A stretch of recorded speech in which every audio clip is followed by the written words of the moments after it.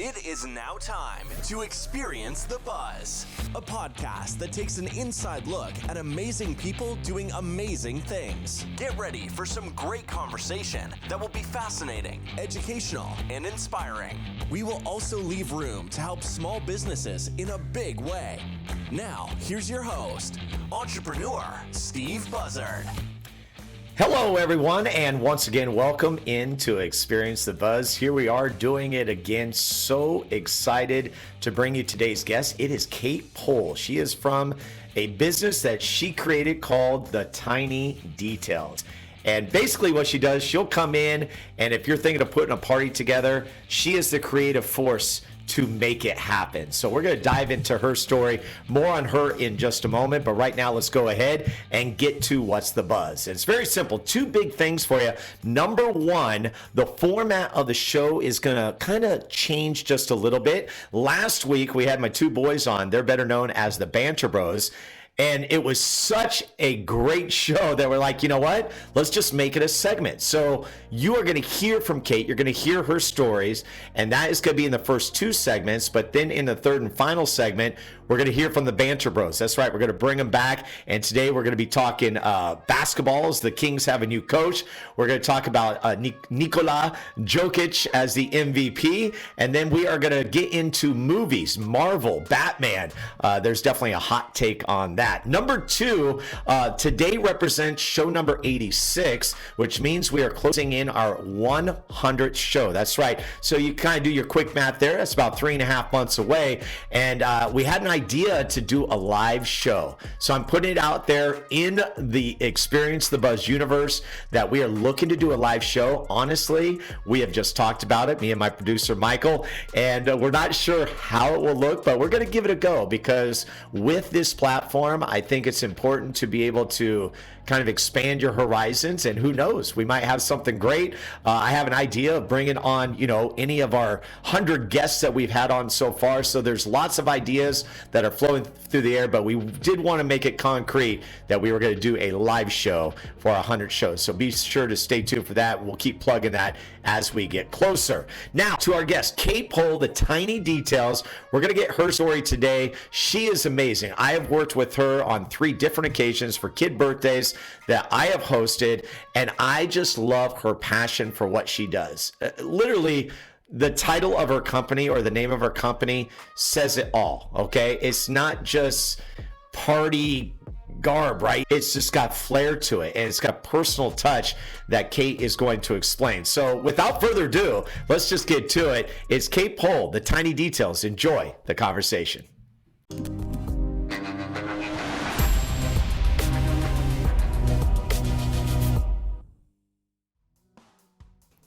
Welcome in, everyone. It is Experience the Buzz, another weekly edition coming your way where we highlight entrepreneurs, small business owners, and just personalities of the greater Sacramento area. And so this has been a lot of fun. We're closing in on 100. We got actually a special announcement about our 100th show that'll be coming up in a few weeks, amongst other things. But today's guest, I'm very excited to bring on board Kate Pohl. She is of The Tiny Details, and it says it all in the name. The best way to describe her, I like how she says it on her Instagram and her website, is custom decor for theme parties, events, and celebrations, and she is serving the greater Sacramento area. Kate, welcome to Experience the Buzz. Thank you. Thank you so much for having me. Happy to be here. Okay, so I have to ask, have you ever been on a podcast? I have never been on a podcast, so go easy on me. I'm slightly terrified, mostly excited. So we're good. I mean, it's good. My daughter, I was telling her, what am I going to do? I've never been on a podcast. What could I possibly talk about? And she goes, Mom, just be yourself. You're awesome. Oh, that's perfect. So I was and you know what? Okay, that's what I'll do. She's exactly right. And that is just be yourself. And as I told you before we came on, it truly is a conversation. The great thing is you and I have had the opportunity to work together on 3 occasions, I think now that I've counted, but maybe just for the people out there that hear your name, Kate Pohl. Although you never use your last name. It's always Kate from The Tiny Details, which I love. Can you describe for everybody, in your words, what your business is all about? Yes. So The Tiny Details is a design business that creates custom crafts for events and celebrations. But more than that, it's about thoughtfulness. It's about celebrating somebody and making them feel really special and unique and thought of. I love that because you hit it on the head. I think that's exactly what I got from you. So I'm going to go ahead. And the first party we did was a basketball themed party, which was very cool for the McDonald family. And then we did art, like everybody was doing art. You did a great job that for the Hunt family. And then we finished it off. The last one we did was kind of an arts and crafts thing with a seashell theme for the Simonowskis. So those are all local families. And of course, you're serving the families. Yes. Yeah. So I'm just enamored by it because obviously this is you with your creative juices just flowing. So I think the first obvious question for me, at least, is how did you get into this? Because obviously it was in you, but then you made it into a business. And that's how usually small business owners start, is they have that idea and passion, and then they turn it into a business. Yes. So I guess I would technically say the Tiny Details started in 2007, which sounds like so long ago. And it didn't obviously start as a business, but I've always been really thoughtful. And one of the things I started doing just creatively was creating these items called the day you were. So the day you were born, the day you were married, the day you graduated. And when people would have these, big events in life, I always looked at the details and I thought, well, what happened on that day? I mean, aside from it being a really special day for you, what else was going on? So it usually would be like someone would have a baby and I would go and grab a local newspaper and I would cut out the highlights of the day. What was the weather like? What was, the big sports event? And what was going on with the stock market? What did things cost? And I would highlight all of those things and put them into a frame and then get a picture of this new baby and put it together and give them as gifts. And everyone thought that was so creative and thoughtful, and I just loved giving that. And I never thought I could turn it into a business, and eventually it did. But I just used my creativity in that way. And then it kind of just unfolded over the years, basically applying my thoughtfulness just in a different way. Okay, so let's take it to that point where you decided, oh, this could be a business, because that was one idea. But I'm telling you, when people have the opportunity to hit your website, which is thetiny.details.com, or go on the your Instagram, which is _tiny_details, they will truly get the visual. Like, I think it's hard to capture right here. We're going to talk about it, but I think to take it to that next level, people need to see what it is that you are really bringing to life. So when did you then decide, okay, I can make this a business? Well, honestly, fear held me back for a long time. I wanted to go for it. And back in 2007, there wasn't Etsy or Pinterest in the same way. Like, Pinterest didn't come out until after that, and Etsy was just kind of starting. Now it's crazy saturated, which is awesome. But, I thought, oh, I'm really going to go for this. And then I would just stop and freeze and go, nobody would want to hire me. This isn't really, this is a nice gift, but I don't know the value in this. And finally, right around 2019 on New Year's Eve, I told myself 2020 is going to be my yes year. I'm going to go for it. I mean, my kids were just out of the infant stage, so, I was sleeping more through the night, and I thought, I'm going to do things that bring me joy and my passion projects. So I said, I'm going to say yes to everything. So 2020 hits, and I'm in yes mode. And then a friend asked me to go to Canada. I had never left my children. Yes, I'm going to Canada. And then I get back from Canada, and we all know what happens. So the beauty in 2020 is the pause. So it really kind of made me sit and realize, okay, I like that I've been very stable. I like that I've had the 9 to 5 job, and I like that I've really made being a mom a priority, aside with work. But what do I really want to do? And what I really want to do is make others feel really valuable, heard, special, and celebrated. And with my creative talents, that's what I want to do.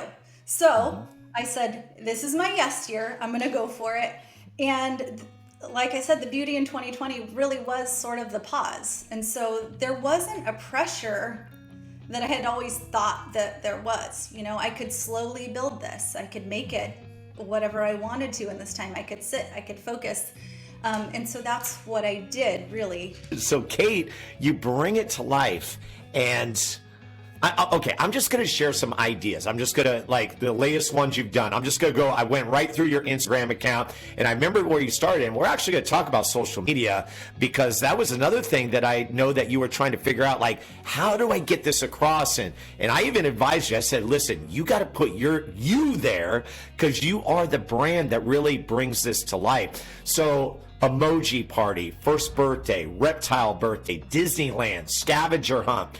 One of my favorites, the 90s hip hop, where you had things that said, I came to get down, jump around, jump around, jump around. Everyone's got that. Stir sticks, holidays, which I know are big for you, escape room, Miami Vice theme, baby showers, paintball party, craft party, Peter Pan, Christmas in July. So it's like there's nothing that is untouched for you, is there? No, but when you say it like that, that's pretty cool. I like everything that I've done. Yes. It's fun, so much fun. And I just love being so creative. The beauty of it is that it's unlimited. So yes, we can do anything. And sometimes people say, well, do you have to stick to a certain theme? Like, my son likes X, Y, and Z. And I'm like, no, let's do it all. So a good example was, there was a child who was having a golden birthday. Do you know what a golden birthday is? Yeah, isn't that like I was born on May 11th and I'm turning 11, correct? Right. So it was his golden birthday. So everything was going to be golden, but he also wanted sharks, and he also wanted Legos. So I think traditionally people would say, okay, well, you've got to pick one. Like, you either have a shark party, or you have a Lego party, or you do the gold thing, and, you know, just pick one thing. Right. And I was like, no, this is amazing. We're going to do gold Lego sharks. Like, I'm gonna make sharks out of Legos and spray paint them gold. This is everything. Like, it's so much fun. So I think that's what I love most about my job, is just being so creative. So the huge thing is, like, take us through the process, right? So you go to your website, we're looking, and it's like, you know what? Okay, yeah, I want to get in touch with Kate, and I want to find out what she can do for a theme party. What is that process like? Because I know you have different ways in which you can basically put everything together, hand it over, party in a box, I guess is the best way to say it, or you come and you set everything up. So kind of take us through the process of someone who would be interested in the tiny details.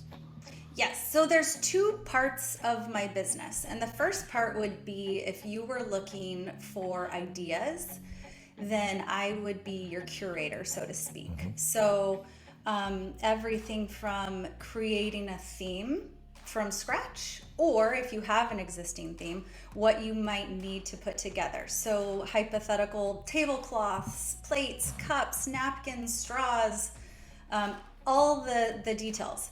And then the second part of my business is the actual product. So I create stir sticks, cake toppers, cupcake toppers, signage, name tags, goodie bags. The beauty of that I like so much is the custom part. Yeah. I love that each kid at a birthday party gets their goodie bag with their name on it. I love that they each have a spot at the table with their name, or initials, or, you know, anything custom just like really lights me up, because I know that kid comes to the party and feels so special, or just loves that it's something specifically for them. Right. And that's good. And that lends to what you're talking about, thoughtfulness. And I think that's what sets you apart from everybody else, because let's admit it, there's a lot of people doing similar stuff, right? And I know that's got to be, it's got to be a challenge for you, but I think it's your creative force that really pushes you ahead, and then that extra layer of that thoughtfulness of personalizing everything, going the extra step, which again lends to the name of your business to be perfect. It is about the tiny details, because you could capture all these things and do it in a very, I guess, roundabout way, but that's not your style. Right. And that's, that is what sets me apart. I think sometimes people say, oh, you're a party planner. And I guess in some ways I am a party planner, but what I provide is a little bit different. I don't, I'm not really arranging your catering or your food. I mean, I would tell you what your cake should look like and what cake topper to put on it and what I'll make for that. But I'm not kind of doing logistics on that end. I'm really all about the tiny details. So that's I'm a little bit different from a party planner in that respect. Makes sense. Okay, so you have that consultation, the idea is drummed up, and then what happens from there? Really take us through the process. That's the part I love about this show, is because I see the final result of something that you would do. But I'm always curious about what, when we peel back the curtain, what does it look like for Kate when she's putting all this together? I imagine it's chaos in a way, but no. organized chaos. It's so much chaos. It is so much chaos. I really would be mortified to show you my office in the brainstorming part of, or, crafting creative zone of party. Don't sweat the technique. Behind the scenes, because it looks like a tornado went through. But that's just sort of my process. And I guess I went to school for graphic design, and the process that they taught you was research, exploration, design, and implementation. So the first step, and I actually apply that in my real life, in my real business, which is sort of crazy when you think about it. But I do the research. So if it's talking to the client and really understanding them better, it's making sure that I address everything that they want and get to know them so that I can provide thoughtfulness. So when someone says, my kid wants a unicorn party. I'm like, well, why do they like unicorns? What is it about that? And what color unicorns? And all the who, what, where, why, when, all of those things. So I really want to understand the client. So once I can better understand what they like, then I can get to know, what would be special and meaningful for them. So that's sort of the research area.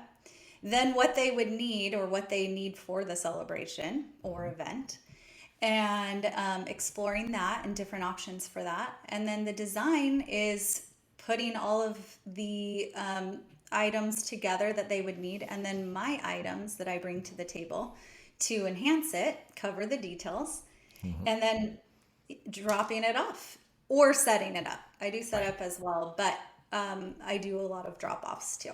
So what's the percentage of people that prefer the drop-off party in the box mode to you being there to set it all up for them? So many moms need a setup. Yes. Yeah, I would say, gosh, I don't know, maybe 80-20. Okay. So, that's yeah. Moms in particular just say, I really need you to do this. And I love doing that too, because one client said, I can actually shower and have a cup of coffee and walk outside, and this is done for me, and I don't have to worry about it. And that's kind of what all moms need. So, Kate, it's very interesting that when I started doing kid birthdays, so I was teaching PE in one of my very first years at St. Michael's, and I remember distinctly I had a mom coming to me, and she said, do you have any interest in hosting a birthday party? And I'm like, okay, what does that look like? And she simply said, listen, I don't want to do anything. I just want you to take care of the kids. And that birthed what are my kid birthday parties, which I've been doing for close to 25 years. And what's interesting is I don't know why there's not more PE teachers that do this as a side hustle, because it speaks to what you're talking about. Moms, dads, they want to do as little as possible when it comes to the celebration and allow someone like a professional like yourself, myself, to come in and just, enhance whatever that theme or activity is. That's all they're looking for. Right. People do not have time. They just don't.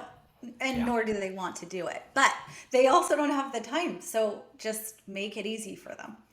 Wow. Okay. So first segment in the books, it's Kate Pohl, The Tiny Details. Again, I really encourage you to get the visual on this. Go to the website, thetинydetails.com. And by the way, she was featured on Good Day Sacramento. Those are 2 good segments to check out. And then on Instagram, it's _tiny_details. We'll take a break. And when we come back, more coming up with Kate Pohl. So here we go. All right, first segment in the books. Hope you're enjoying the conversation with Kate Pohl of The Tiny Details. Again, you can check her out, thetинydetails.com, or just go to her Instagram account at _tiny_details. Now it's time to thank our sponsors. Big thank you to Matt, the mortgage guy, Matt Gouget, who was featured on the show here in episode number 28. Basically what he does, him and his team, is they will help you with refinancing and loans. That's their specialty. And because of Matt's YouTube presence, that's right, he is big on YouTube, over 500 episodes, 1 million viewers and growing.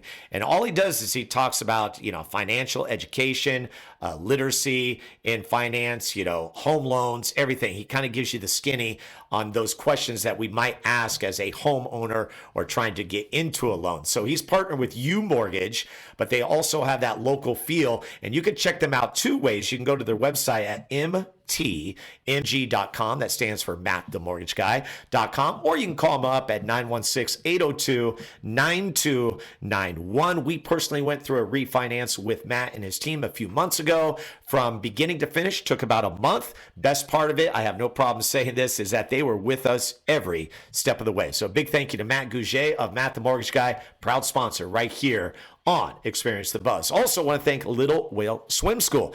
Anya Hall is the proud owner of the premier swim school right here in Sacramento. It is located on El Camino Avenue. That would be 4106 near El Camino High School. Why is it the premier swim school? Well, first of all, great ownership, great staff. They're year-round.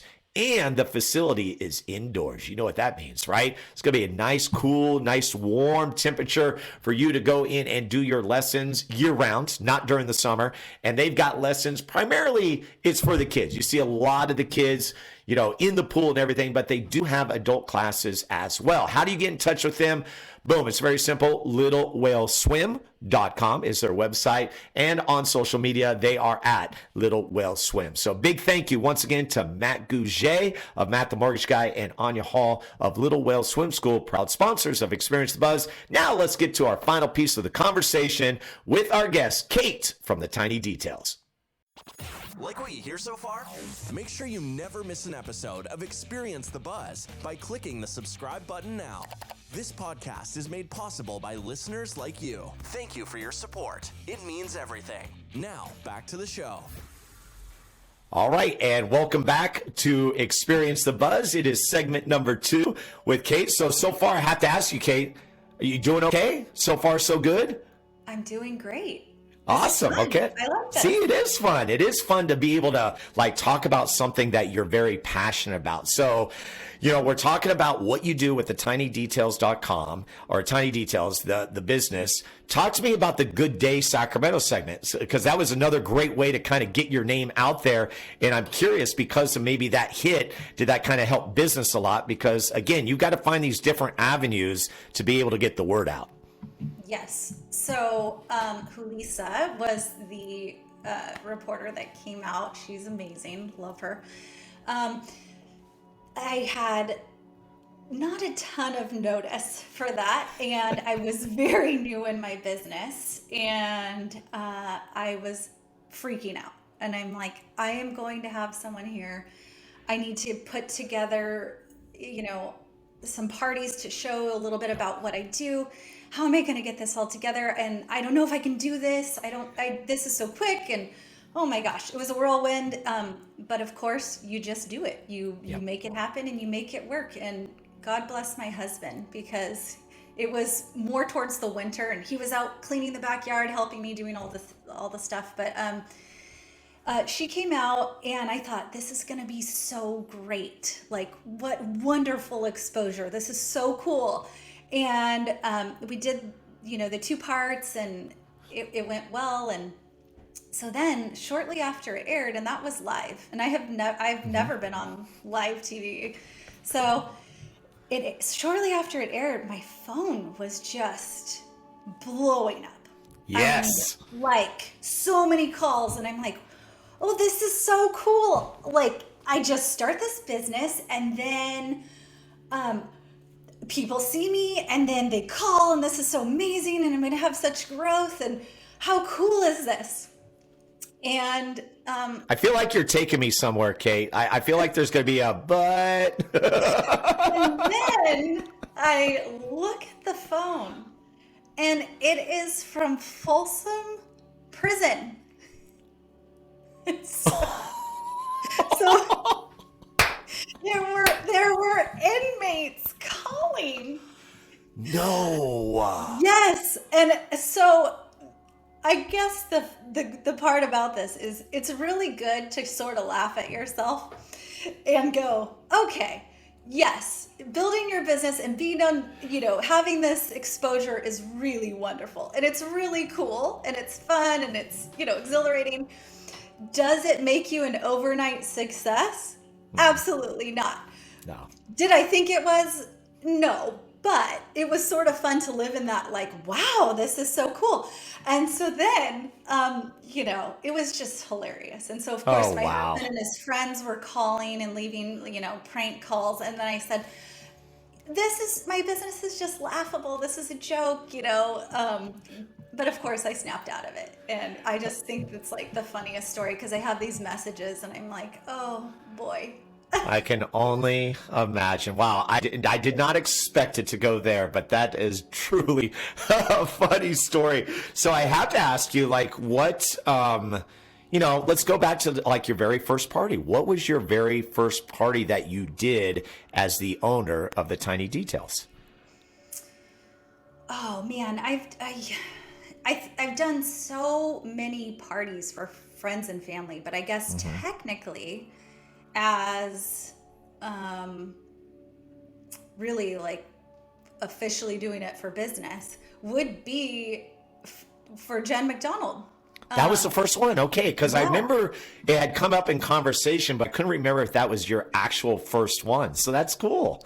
Yeah, I think it was, where I was coordinating everything. Shout out to Jen, because she is just such a big fan, and I just adore her, and she's so supportive, and I did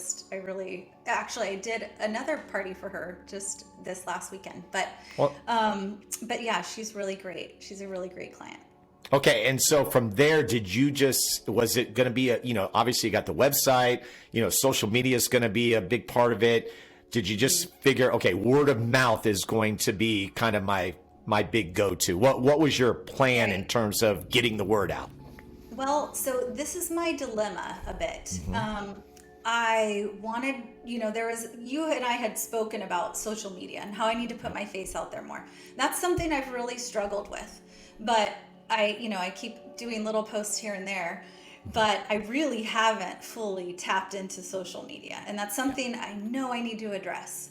In the meantime, behind the scenes, people have referred me. So it's been all word of mouth. Yep. And so I've built my business primarily on word of mouth. And social media, I know, will allow me to get to the next level and build my business in a much better way. But for now, it feels like I'm actually doing what I want to do. Maybe it doesn't appear that way on social media. I don't have as much that I'm posting, but behind the scenes, I'm really living it. So I feel like, okay, well, if there's a time allocation to social media, I'd rather allot it to the clients that I have and the people that are giving me business. So social will come and I'll get better. And I need to get better about putting my face out there. I think that's just something that comes with me being nervous about it. Yeah. So I'll get there. But Yeah, no, and it's a process, right? Because even like now, having done social media for so many years, I'm always learning. You're always learning because there's always going to be that next thing. First of all, there's too many platforms, right? So you got to pick your platform. That's one thing I did learn is that don't worry about going to multiple platforms.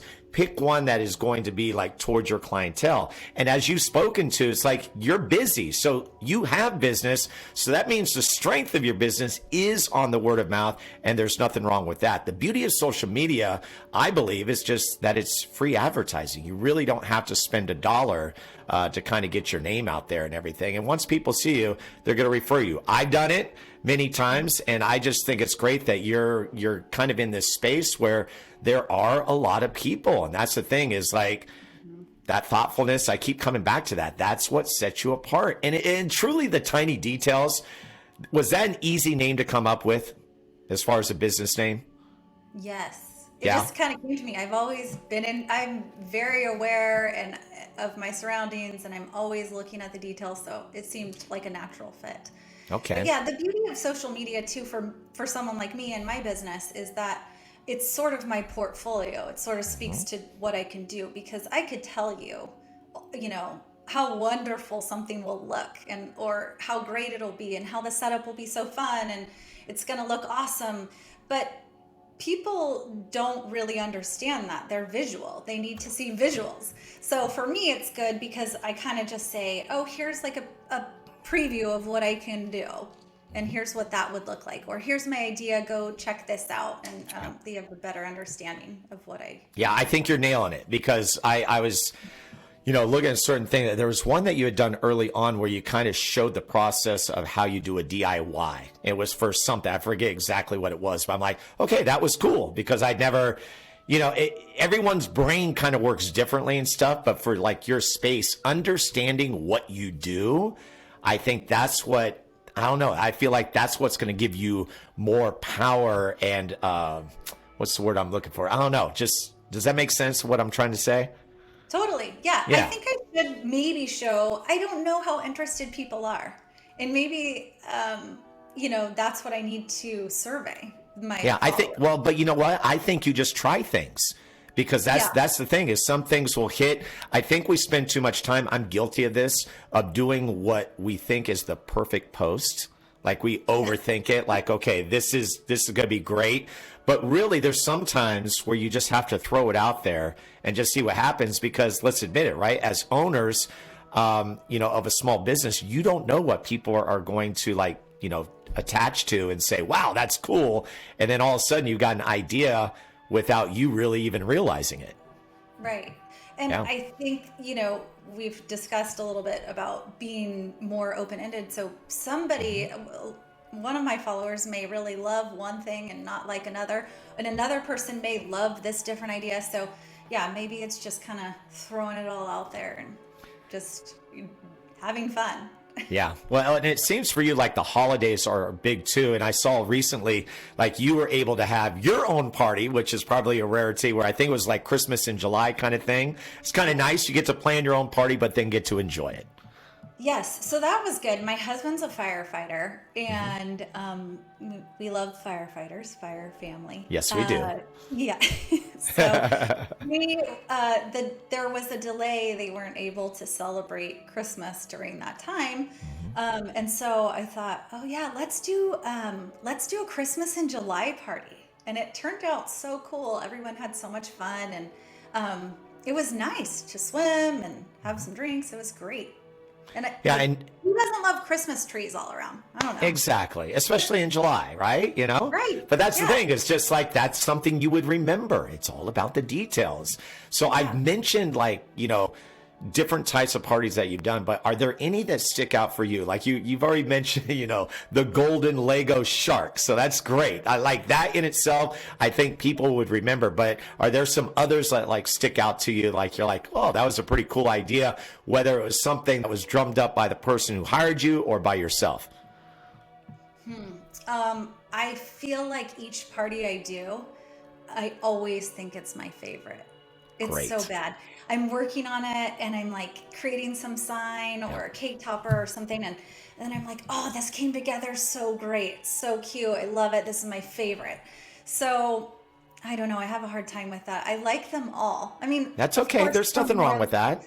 some more than others, but I think that just kind of comes with the journey too. Like as I get better and I hone in on my skills, or I get like more creative liberty, then I just feel like I get better and better. And so as we go along, it just becomes, more and more fun.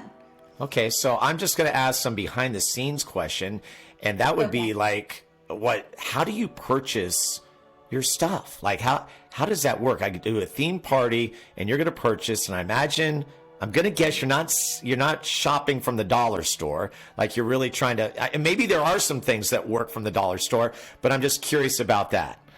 Well, every once in a while, I do get dollar store items and I Okay. make them my own. So I transform them, whether that's, I really love spray paint. That's cool. Okay. Or, adding ribbons or something, depending on a client's budget. So, I think, you could start with something very simple and make it into something really, really cool. And not that things at the dollar store aren't really cool. You can do a party on any budget, but, so it starts out with a mood board. So I basically say, these are the products that I found, and I have, vendors that I work with. And this is kind of like the overall look and feel. And that's, I put everything together and I give you a visual. And so then based on that look and feel, then I go out and purchase all of those items or Okay. make them myself. Okay, so people are paying for the items, they have to, right? And then they're Yes. going to pay for your services. Is that something that is, as far as pricing, is it individualized based on your client, or do you have like set things that you put in place? Because a lot of what I'm doing is so custom, it's very variable. So, my service is different than your budget for a party, and I line item every single item so Oh, that they wow. know exactly what they're spending their money on. Okay, Yeah. so tell me, like, through this being a small business owner, obviously you're in a good space, things are good, business is good. What have you felt outside of COVID? Because I think COVID stands alone, but what has been your biggest challenge that you've seen along the way? Ooh, myself, really, my self-doubt. And that kind of ties into what we were talking about with social media. I haven't really put myself out there too much. But yeah, just probably doubting myself. Isn't that And amazing? Like you're successful at what you do, but yet it's still there, right? It's still there where you're yeah, trying to get over that fear. right. And it is a little bit crazy because I have clients who will tell me, like, you are so talented and I so appreciate you and I could never do what you do and I just value you so much. And I kind of want to put a recorder on and just say, you got to tell yourself that, like, you're awesome, you're great, like, you're helping these people, this is amazing, they're feeling so thought of. And but yeah, I think probably I'm in my own way. That might be the biggest challenge. I That's have no problems figuring things out. I love learning. I am constantly learning, and I'm making mistakes. I'm okay with that. I'm just moving right along, learn and move forward, right? So yeah, I guess it would be like the fear or doubting myself. Okay. On the other end of the spectrum, what do you feel like is your biggest victory? And that can be an overall feeling. I kind of have an idea of where you're probably going to go with this, but when you look at kind of the body of work that you've been able to do up until this point, what do you see as your biggest victory? So my biggest victory would be in my kids' parties. So there's something so cool, and maybe this just stems from my childhood, I don't know. But there's something so cool about being so excited about your birthday or holiday or something. There's just the innocence of being a child and being so excited about that. But when I show up and I'm setting up and I really do custom stuff and cool things for these kids, and when they look at it and get so excited or squeal or like, this is amazing, this is so cool, oh my gosh, I love this, or they're jumping off the walls and whatever it is, I love that feeling, like the pure joy that you are bringing to this child. And I've had kind of some people ask me, why do these over the top parties? Like, why have all these details, and why have, elaborate cake toppers and balloons and all the things, right? Like, it's the things, like, why are you going overboard for a kid's birthday? And my answer has always been, it's really not about the things. It's, the things are beautiful and nice and cool. And, and they also say, they're not even going to remember this. They're just kids. They're not going to remember. And I say, okay, well, it's not about the things, and it's not about even remembering the things. What it's about is the feeling. And they will remember the feeling, and they probably will remember the coolest thing they had at that birthday for, whatever it was. Oh, I had the coolest Spider-Man, sign or whatever. But even if they don't remember the particular thing, they will remember the feeling of being so excited and feeling so special and like they mattered and it was important and they're valued. And, that is what really lights me up. Like, the kids' birthdays or celebrations are really fun. And so that's where I love that part. I have an idea. I mean, my idea is somehow getting someone who's a videographer to be able to capture those moments you just talked about. Like, that'd be kind of a cool idea, or even a reveal for a party when someone walks in, kind of similar to what you see with weddings when, a bride and groom get to walk into the reception area or something. But that kind of would be a cool idea. So I think that's great description. Yeah, it's the coolest part. I mean, families walk in. I love it when they're not there during the setup, because then you're talking about, they walk in and they're like, this is so amazing. And then of course the kids like, for me, like just for me, my thing, so it's cool. All right. So you hit it, your childhood, what was it within your childhood that gave you kind of these, I guess, creative forces that you are now using in your side hustle? Yeah. So in my childhood, I grew up with a single mom, and we didn't always have the resources to have, big, huge celebrations, but also the timing. I mean, like, we live in a different time, right? So parties weren't what they are now. Let's be honest. Chuck E. Cheese, Farrell's, ice cream, let's go get ice cream. Yeah. I mean, you're lucky if you had a party hat, right? So, things are much different, but I always, wanted, would go to other kids' parties and would want to feel like, oh, wow, that's so cool. They got to do this or that, And so I always wanted to make sure, like with my family or others' families that I serve, that they feel really special and celebrated. I love it, Kate. Well, hey, final word goes to you. Let everyone know once again how they can find you and anything that you would like to add as a final word from the Tiny Details. Okay, so my website is thetiny.details.com. I'm on Instagram at _tiny_details. And I'm always a phone call away, so I'm happy to give my number as well, or we can post it. Yeah, no more calls from Folsom Prison, though, please. I mean, at this point, I feel like I've gotten the worst of the worst, so what can happen now, right? Well, it's kind of nice that they actually thought of you, to maybe, I don't know. Well, anyways, we'll just leave that one alone. So pleasant. Oh, my goodness. So, well, Kate, I really appreciate the time. Like I said, I've seen you on 3 occasions, and it's interesting because for a guy whose memory is very short term, like I remembered all 3 birthdays that you did. So I think that is very cool that you're able to do that and that you get so much joy out of it. Again, I can't stress enough. go to the website, go to Kate's Instagram, and just see for yourself. Because there's some interesting things in there that you would be like, oh my gosh, I never would have thought of that as being an idea for a party. And that's what Kate does. She brings those things to life. So Kate, obviously, I wish you much success. You know, I'm always going to put your name out there, and I appreciate you coming on. And Steve, you are such a treasure to the people that you serve in our community. And so as a mentor, I just hope that in my journey, as I watch you, I just hope that I can bring the same positivity and, hard work that you've brought to the community that you serve. So thank you so much for having me. All right. Thank you, Kate. I do appreciate that. That's all I got for now, everybody. Talk to you next time. We do have another segment coming up with the Banter Bros. It's a little bonus section, so stay tuned for that. But much thanks to Kate Pohl of The Tiny Details. Goodbye, everyone.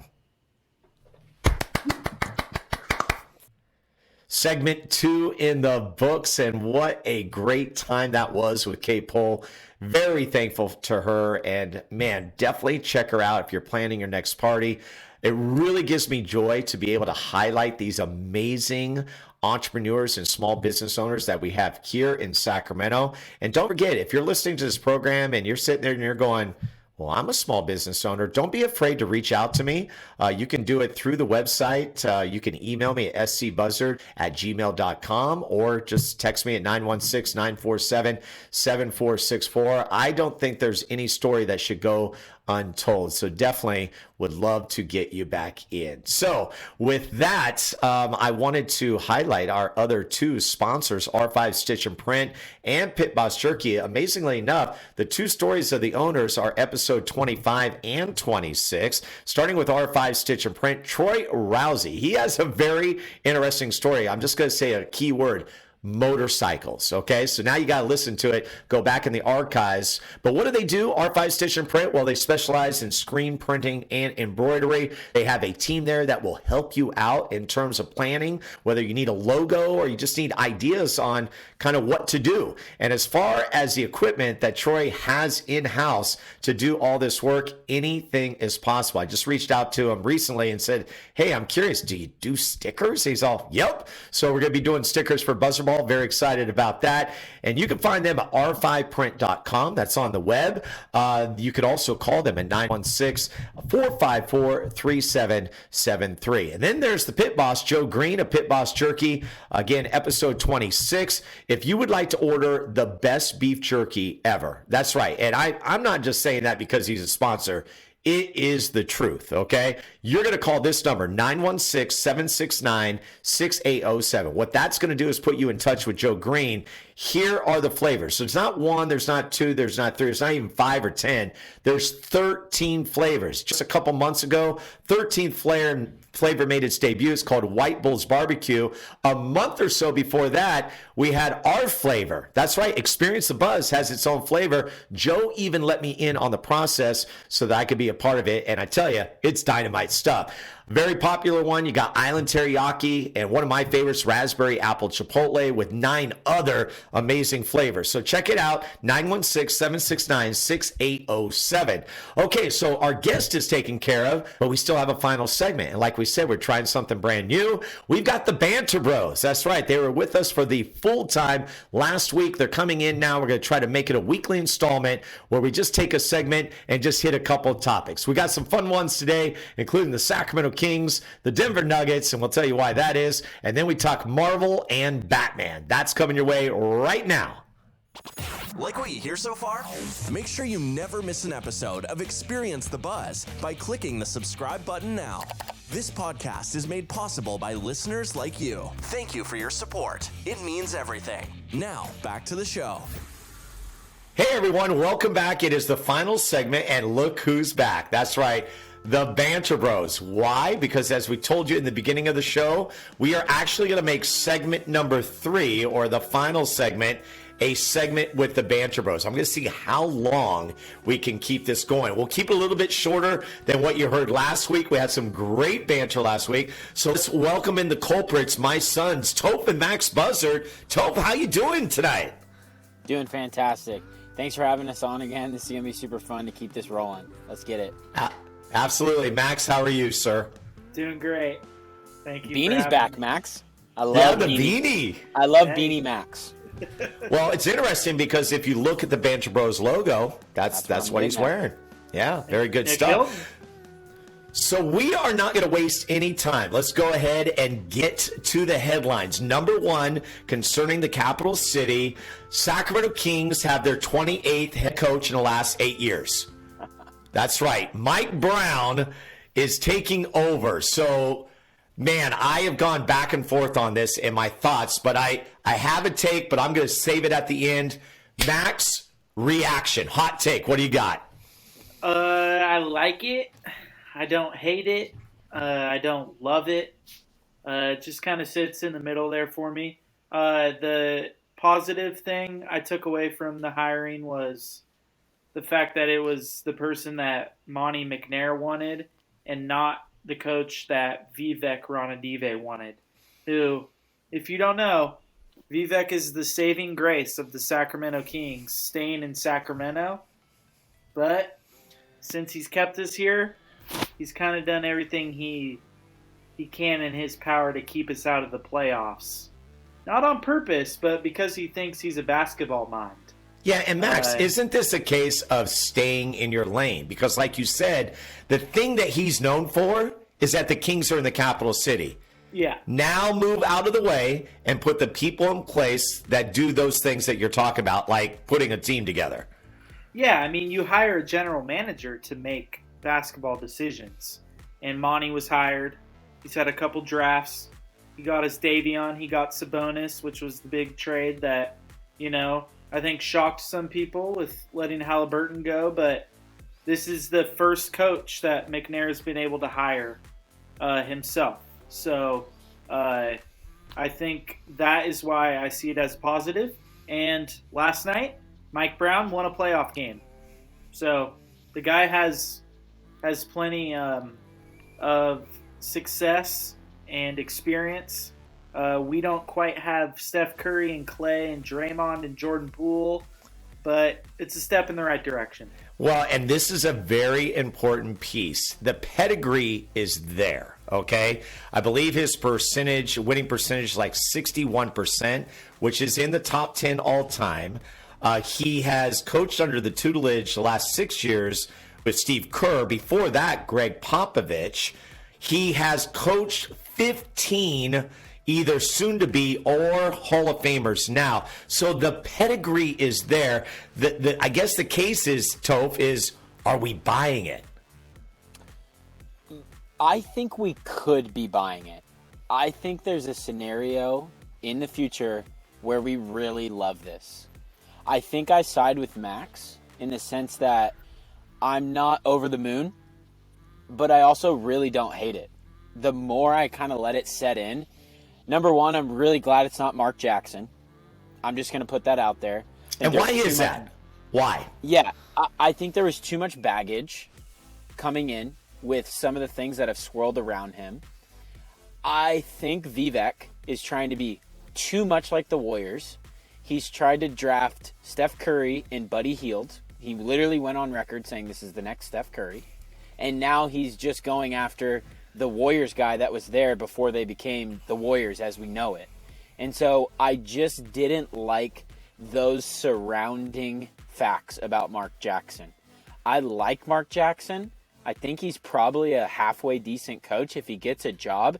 Could he have success? Yes. But we know, us three sitting here, it's going to take someone really special to make Sacramento turn around. Yeah, and I think Mike Brown has a pedigree. I think we could be loving Mike Brown. And that's how I'm feeling about it. I think I am now. Like I said, I've gone back and forth. I was with you guys. I was like, I don't love it. But then I was thinking, I was like, well, who would be someone that if we could just grab out of the air, be able to come in? Because what you have to remember, it's the situation. It's the Sacramento Kings. So it's not like Mike Brown going to another contender to be able to coach a team. And yes, he's had players in a lot of his situations. It's going to be a challenge for him. But if anybody's learned under the best, I mean, Mike Brown, to me, just based on what I've seen, I'm like, okay, he's got everything that you'd have to give him a chance And he's taking a risk too. I mean, he's taking a risk by coming to Sacramento, but I do love the fact he signed a 4-year deal. So we're going to hopefully give him that time to make something happen and break this long playoff streak. Wouldn't you agree, Max? Yeah, 16 years. I think that's too long. Way too long. Way too long. And on Max's point, he's 12-0 in the playoffs with the Warriors when Steve Kerr's either had to be out because of back or COVID in this case. But, I mean, obviously it's a product of his environment. He's got, a dynasty, so to speak. But it just goes to show. I mean, he's been there at the big spots, and it's great that he's, I think, sticking it out for the rest of this run. He gets all that experience, and we're probably going to see the Warriors go pretty deep with the news on Ja Morant. And so, that's where I'm going to stand. I think we could be loving Mike Brown. I'm not going to say we will love Mike Brown. I think we could love it. Right. So we got to give it time, right? We're going to give this one time. And really, let's just do this, just for kicks and giggles. I mean, if there's anybody you could grab right now, like everybody was available outside of Spoelstra, who we loved and talked about last week, who would you grab? Who would be that person that you would love to see coach the Sacramento Kings? That's a great question. I'd probably. Wow, I stumped you guys. Well, first thought I'd say Greg Popovich. Okay. Yeah, I was there too, man. I was there too. Okay. And then, second tier, if I'm thinking of younger guys, it's like Taylor Jenkins, with the Memphis Grizzlies. coach. Yep. Which is not sexy name, but pretty great coach that has done stuff with a roster that, I don't know, I think he's made those guys better than they would be other places. The thing that's funny about this question is I think about Mike Malone and Dave Yeager. That's who I was thinking. Yes, the ones that got away. It's really weird. But probably Malone more so than Yeager. Okay, so would that be my selection? I don't know if I'd select Malone to come back to Sacramento. I mean, I'm sure there's some pretty tough feelings there, but that's kind of where my brain goes when you ask that question, Pops. Yep. So, Mike Malone was going to be my answer, the one that got away. And even before that, Scotty Brooks, I thought there would be an opportunity there. And he actually, he went on. He didn't do great, but I think he was that type of coach that I think would have fit in well here. Because the other thing with Scotty Brooks, having kind of where his kids went to the school that I taught at, he actually likes Sacramento. So that there's always that tie-in as well. Okay, so number one out of the way, Mike Brown, we're all in agreement that, hey, we're going to give this time. We think it could be great. So we'll stay right there. Number two, the MVP voting in and internationally, 4 years in a row now, 2 years Giannis, and now the Joker gets back-to-back MVPs, and Joel Embiid is very upset. Yeah, I mean, that's who Joel is. He's a troll. But we love him. I know Max loves some Joel Embiid. He's had him on his fantasy team for 4 straight years, it feels like. But the advanced stats, statistically speaking, you can't really argue it. He, in all the advanced stats, Nikola Jokić was the MVP of the year. And considering with his situation, with Jamal Murray out for the whole year, pretty amazing. Getting the Nuggets to a 6th seed, and obviously they, played a Golden State team that's probably the best team in the West. They're not the 3 seed.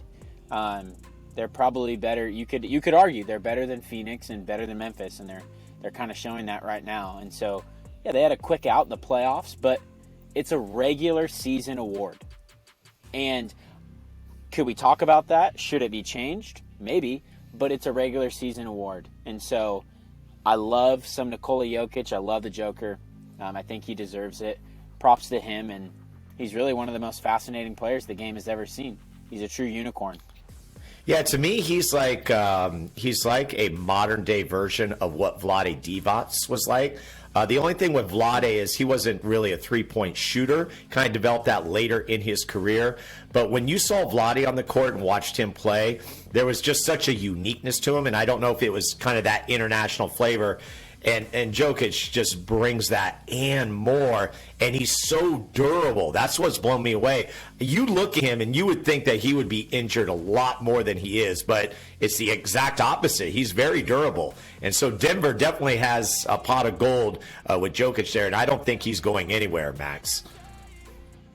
Yeah, I mean, that'd be stupid for him to go anywhere, but he could get a supermax this offseason. I think it's like $254 million or something like that.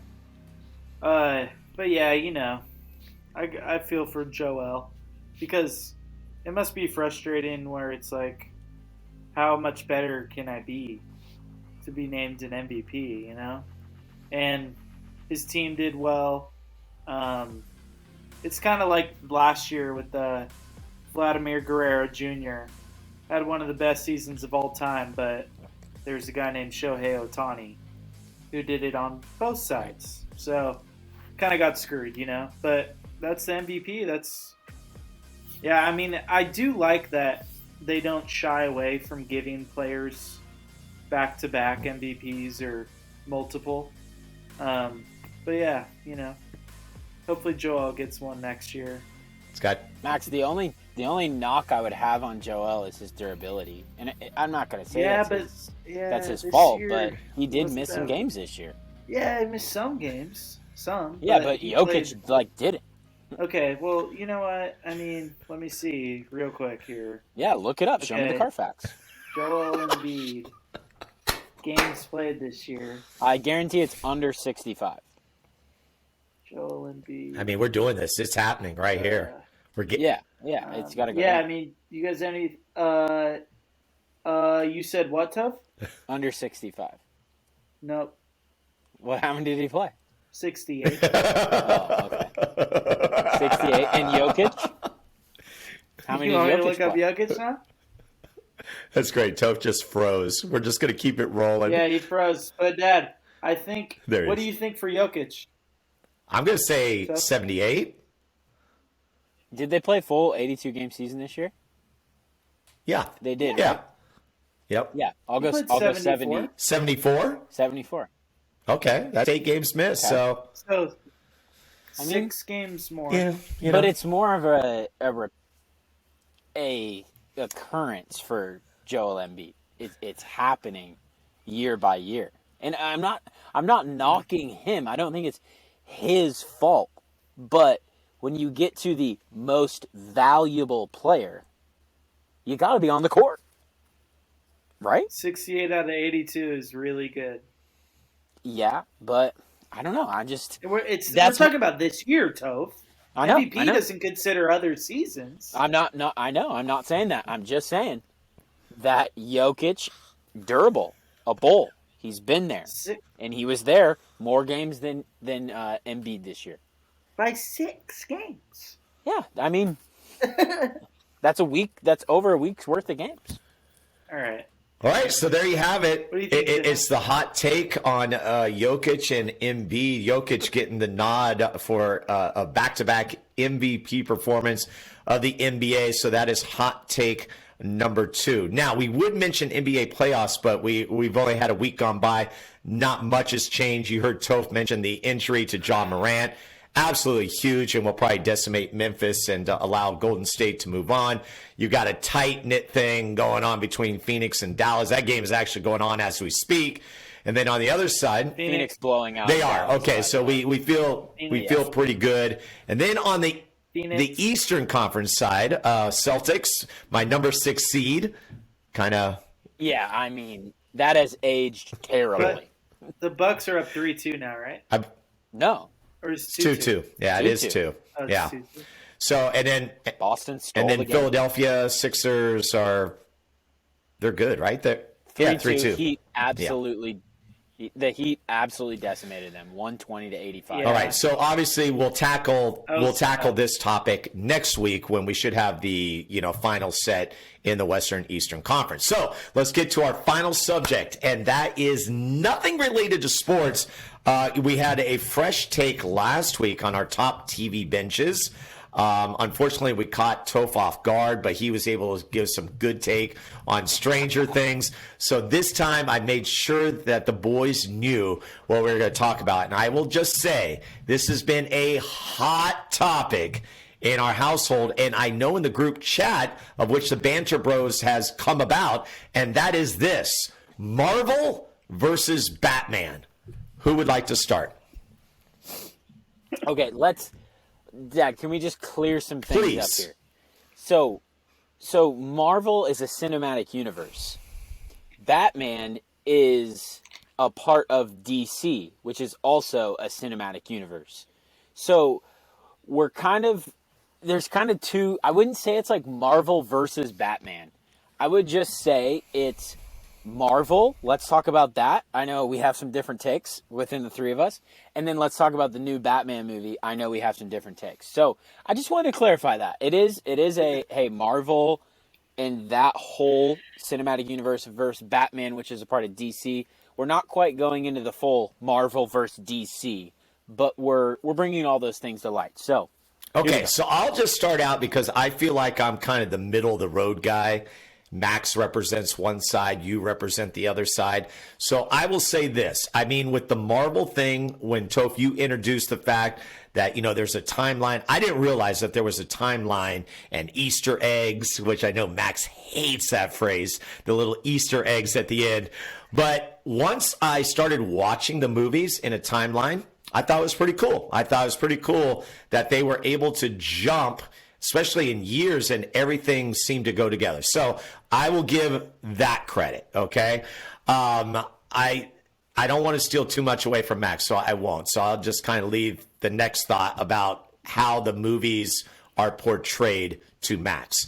As far as Batman, what I appreciate about Batman is it kind of stands alone, and it really has morphed into, I think, something that is just like you can't even describe, because when you go back to the first Batmans and then you come to the one that is currently out, there's almost no comparison. And so I don't know if it's because they've gotten deeper and they've gotten darker, but they definitely seem darker to me, but I had no problem with them. So I think, Max, maybe we should start with, why do you love the Batman series? Like, just talk about that first. I mean, I love Batman. He's just my favorite superhero. For the reason of he's not a normal person and that I can relate to his backstory or anything, but he doesn't have like a superpower. He doesn't like have super strength. There are things that he can use to give him super strength, which you see in the new Batman, like this green serum that he had. But I don't want to spoil too much. But anyways, it's been out for a while. It's all good. Anyways, the Batman. I don't know. I grew up watching Batman a lot more than it was Batman and Spider-Man, but the Spider-Mans back in the day I loved a lot more. And I didn't even know about the Marvel universe or whatever. And then Batman, The Dark Knight, is my favorite movie ever. I love Heath Ledger as the Joker. I like Christian Bale's Batman. I don't know. I just got really into that movie, and then the one with Bane, The Dark Knight Rises. My name is Bane! Batman beat. Oh my gosh, dude. Clip that one.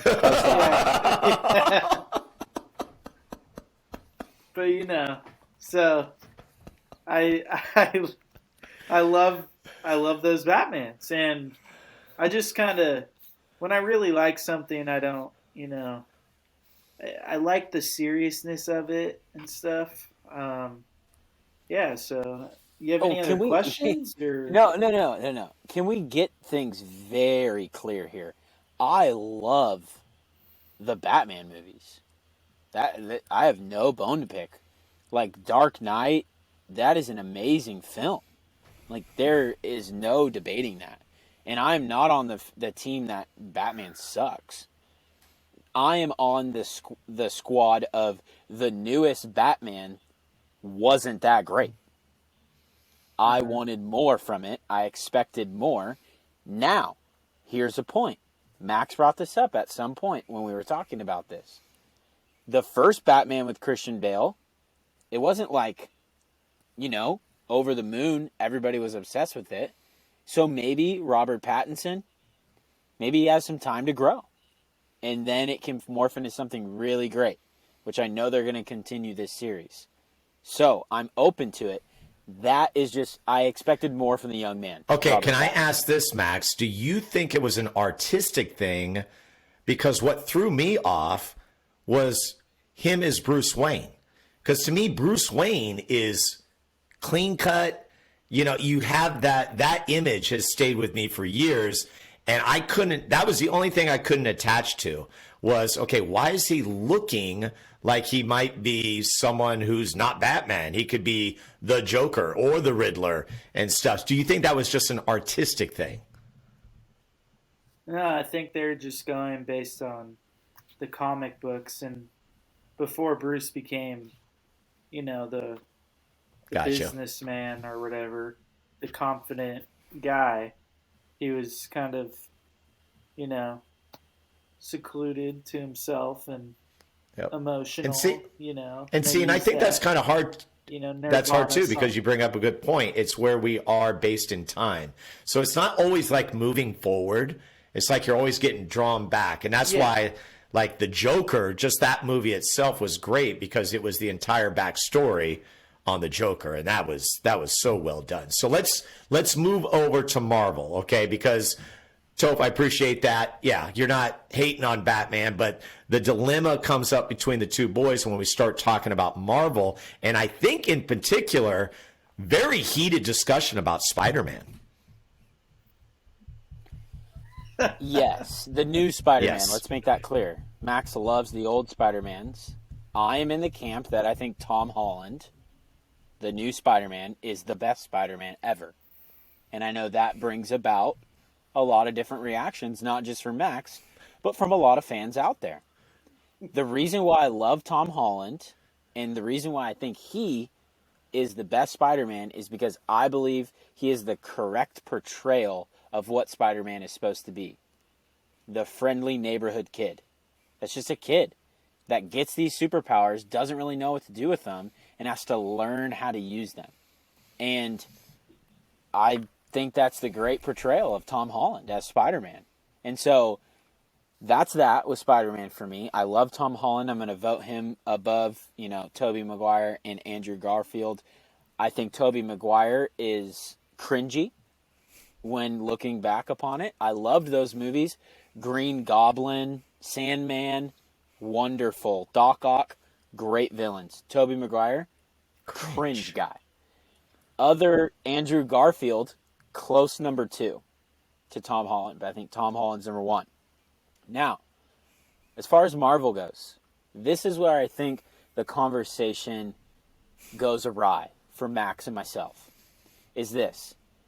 All of our conversations and debates around Marvel, I'm not going to sit here and claim like I read Marvel comics and I'm this like Marvel homer that every movie needs to be exactly how the comics are, and I'm not that guy. Okay, you're not that guy, pal. I'm not that guy, pal. This is the thing. I think where me and Max go in separate directions is I appreciate the cinematic universe and how everything ties together. Max, you can correct me if I'm wrong, but I think you want like really good standalone movies that you can just watch and be like, oh, that was a dope movie. Now, I do think they're great movies, most of them, not all of them. I'm not going to sit here and say all Marvel movies are great. But I think where Max and I head off fork in the road is all of our debates come down to, well, Max, you didn't watch this movie or you didn't have a full grasp of this movie, so you don't get the full picture of why everything matters in that film. Max, take the floor. Yeah, I just find issues in that because like why? Like I don't. Because you shouldn't. That's fine. That's fine. No, I don't like it, man. I don't like that a movie can be so subpar, but it's not great because I didn't watch the movie before it. Like, that doesn't make sense to me. A movie should never be subpar. I'm not saying they're subpar, though. But there's a lot of subpar out there in the Marvel-verse. And why are they all friends with each other? Well, they're not. Why do they all know each other? Max, they have a civil war. But why? Have you seen the movie Civil War? They fight. I've seen that one where he snaps his fingers and they all die. Yeah, that's the villain, Thanos. That's not... Yeah, but he has his posse, and then there's the other posse. Why are they teaming up? For what? To save the world? No, okay, but then they don't even... No, but they didn't even save it. Half the people die. No, but they were able to save it and bring it back. They were. They brought back everything? Yeah, mostly. See, that's stupid to me. That's just like, oh, here we go. We're going to make more money by making 38,000 more movies after we killed off half the population. There's a side to that. And like we've talked about, it's not just Marvel that owns some of these films. Sony is also involved. And I'm not going to sit here and say there's not cash grabs. They make movies just to put them out. It's a cash grab. It's not great content. Like Morbius, for example. Morbius is like a Sony film connected to Marvel. I didn't see it, but I know it's trash, and I'm not going to see it. See, but that's I just think the core films, the Iron Mans, Spider-Mans, Captain America, that is where my bread is buttered. I have to say, Spider-Man Homecoming was one of the most unwatchable films I've ever seen. Everyone, opinions and I are have like to go. Everyone's going. I have to go. Tobey Maguire, Andrew Garfield, Tom Holland. Yeah, I mean, it's flipped. It's flipped. Yeah, Toph, I have to say, that was the only thing I was blown away, was there were 4 of us that were watching that movie, and I'm just full transparency. We were looking at each other like, is this going to get better, or is it this bad? And it was that bad. And it was just weird that you were so loving Tom Holland, because I just didn't see it. I'm sorry. Okay. I mean, why didn't you like the film? For me, I can't see a world in where he's good at what he does. Spider-Man. Yeah, I mean, it's his first. How does he jump from... No, not him, the actor, like the superhero. No. How does he jump from can't do anything to Hall of Fame? Real quick, I don't get it. Because he's learning how to be a superhero. I mean, can you learn... Like, you love character arcs in other movies. Like, No. People that learn how to be good at what they do. Wait. Something that threw me off, though, was that Dad said they watched the movie before that. It was like... yes, where they drag him in. Yeah, Iron Man drags him in. No, isn't it? No, it wasn't Iron Man. It was like... It was Avengers, I think. I believe it was one of the Avengers movie. No, it's... Oh, Captain America. Okay, and there's a fight at the end, and... Yeah. It was Civil War. Okay, it was Civil War. Yeah, so he gets dragged in by Iron Man. And Dad, didn't you say he was really good in that? He does some things. Yeah. Wasn't he doing really? So, why did he revert in Homecoming to be able to do nothing? I mean, I think your take of doing nothing is a little harsh. He literally was like running into buses and stuff. Like, it was weird. I couldn't understand it.